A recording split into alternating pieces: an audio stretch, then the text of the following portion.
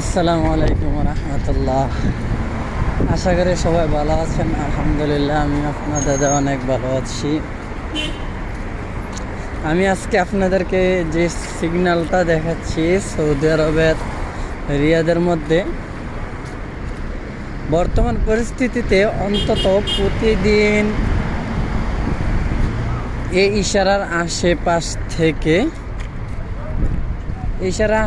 থেকে প্রতিদিন সর্বনিম্ন